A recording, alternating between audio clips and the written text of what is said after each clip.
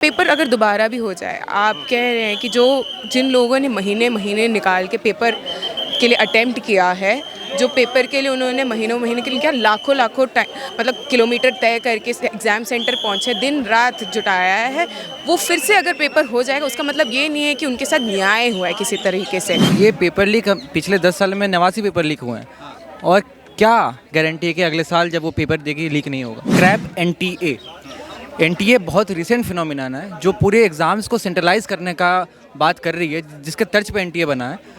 ये सब उसकी वजह से हो रहा है और हम स्टूडेंट्स अफेक्टेड हैं इससे। जो सीयूटी होता है हम उससे अफेक्टेड हैं, जो यूजीसी नेट हो रहा है उसमें धांधली हो रही है हम उससे अफेक्टेड हैं। राजस्थान में ऐसा है कि परीक्षा में जो धांधली हुई 2021 में, उसके छात्र अभी भी समस्याओं को लेकर सड़कों पर बैठे, उनकी सुनवाई नहीं हो रही। ये तो हर परीक्षा में धांधली हो रही है ना। आपने नीट का एग्जाम दिया है? नहीं, मैं पीएचडी स्कॉलर हूँ ड्यू में। मतलब आप प्रोटेस्ट में आए हैं? जी, मेरा भाई दिया था नीट का एग्ज़ाम। नीट आपके भाई ने बताया कि कौन सा डॉक्टर बनेंगे? अभी तो एस्पायर ही कर रहा है, एस्पायर करने से पहले ही फिर से उस टेंशन में आ गया कि दोबारा से देना पड़ेगा। सेंटर कहाँ पड़ा था? ग्वालियर। दिल्ली से? नहीं, वो रहता ग्वालियर में ही है।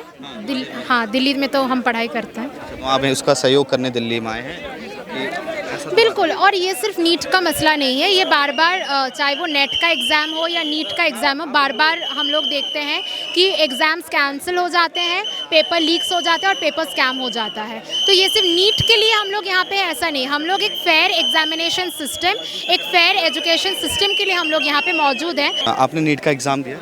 नहीं, मैंने दिया नहीं, बट एक ज़माने में मैं भी एक एस्पिरेंट ही थी जब मैंने अपना 12वीं ख़त्म किया था साइंस लेने के बाद। जी, तो अभी क्या कर रहे हैं आप? मैं अभी अपना मास्टर्स कंप्लीट करने वाली हूँ सोशियोलॉजी में।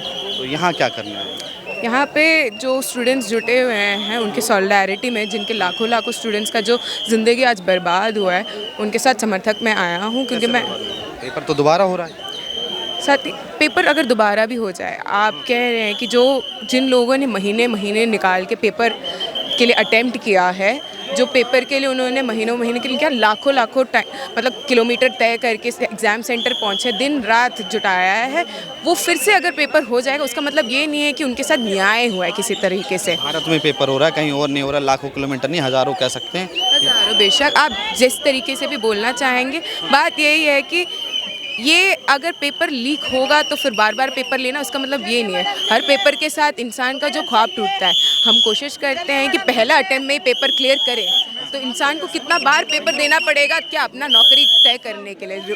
देश में हम रोज़गारी के बारे में बात करते हैं, फिर ये होता है। मेरे घर पे मेरी एक छोटी बहन है, अभी 12th में है और अगले साल नीट की परीक्षा देने वाली है। अगले साल देने वाली है वो। तो अभी तो फॉर्म ही नहीं निकले हैं। नहीं, ये पेपर लीक पिछले 10 साल में 89 पेपर लीक हुए हैं और क्या गारंटी है कि अगले साल जब वो पेपर देगी लीक नहीं होगा।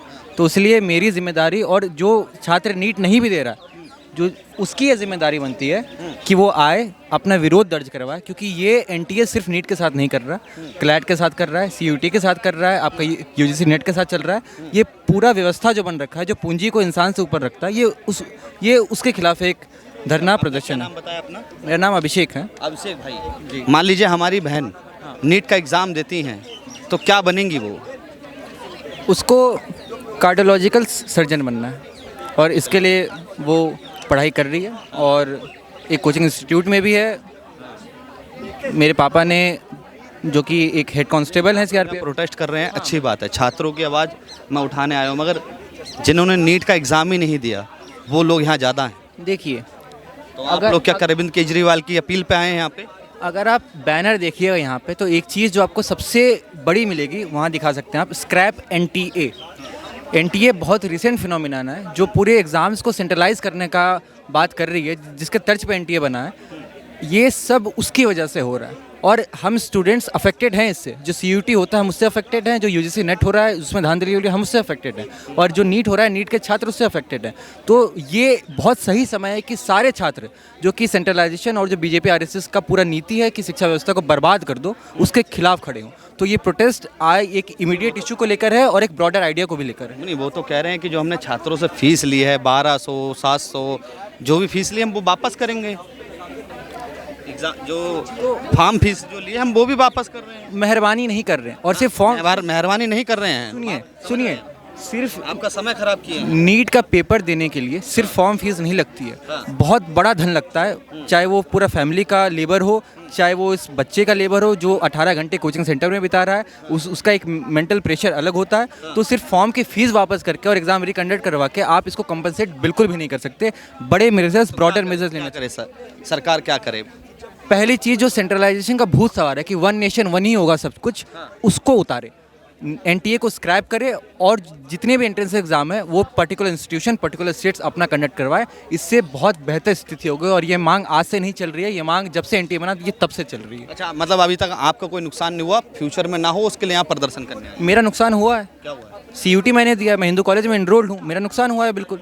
सीयूटी इतना बड़ा एक्सक्लूसिव चीज़ है जो पहले जो एडमिशन, सुनिए, एनटीए सब करवा रहा है ना, एनटीए सब करवा रहा है। मेरा नुकसान हुआ है, मेरा आगे भी नुकसान होगा, मुझे ये भी पता है। मुझे यूजीसी नेट देना है, मुझे मास्टर्स का सीयूटी पीजी देना है, उसमें भी नुकसान होगा।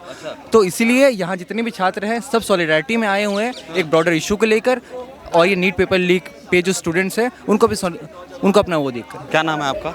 मेरा नाम योगेश है। योगी जी, क्या करते हैं? मैं दिल्ली विश्वविद्यालय का छात्र हूँ, लॉ फैकल्टी से। तो अभी नीट का लिए जो करीब यहाँ 200 छात्र भी नहीं आए हैं, आप इस प्रदर्शन में शामिल हुए हैं या आपने भी नीट का एग्ज़ाम दिया है? नहीं, हम लोग जो परीक्षाओं में धांधली हो रही है उसके खिलाफ यहाँ आवाज़ उठा रहे हैं। नीट उसमें एक कड़ी है।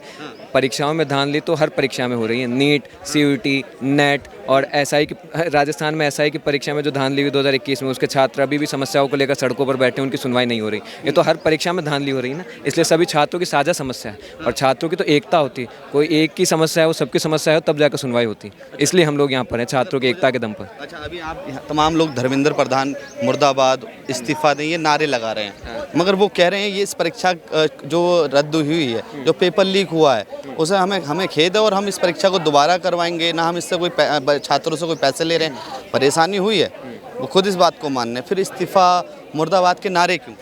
इसलिए क्योंकि एक परीक्षा की बात नहीं है ना, लगातार परीक्षाओं में धांधली हुई है। 2017 से एनटीए बनाए, उसके बाद तो लगातार स्कैम्स हुए हैं। 24 में तो इतने हुए थे कि कई छात्रों ने आत्महत्या की थी।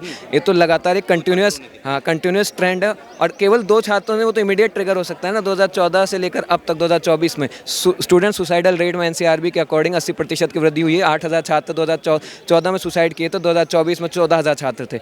उनके ज़्यादातर समस्याओं क्या थी? सबके पास पढ़ने की व्यवस्था ना होना, गवर्नमेंट जॉब्स की वैकेंसीज ना निकलना, वैकेंसी निकल जाती है तो परीक्षाओं में धांधली होना। तो वो तो छात्रों की आत्महत्या के लिए कौन जिम्मेदार है? अगर कोई शिक्षा मंत्री परीक्षाएं तक ढंग से नहीं करवा पाता है तो उससे क्या उम्मीद की जाए कि वो शिक्षा व्यवस्था को दुरुस्त किएगा? इसलिए इस्तीफा दे। कोई सरकारी जॉब का फार्म भरा है? अभी मैं पढ़ाई कर रहा हूँ, भरेंगे भरे? नहीं भरेंगे, अभी मैं पढ़ाई कर रहा हूँ ना। अच्छा, नीट के एग्जाम देने के बाद छात्र क्या बनता है, कौन सा डॉक्टर बनता है? नीट का एग्जाम तो अंडर ग्रेजुएशन एग्जाम होता है, उसके बाद जाकर के वो स्पेशलाइजेशन करेगा ना। हाँ, तो क्या बनते हैं, कौन सी ऐसी कैटेगरी होती है जिनमें डॉक्टर बनते हैं, एमबीबीएस बनते हैं, क्या बनते हैं? MBBS का होता है। MBBS का होता है।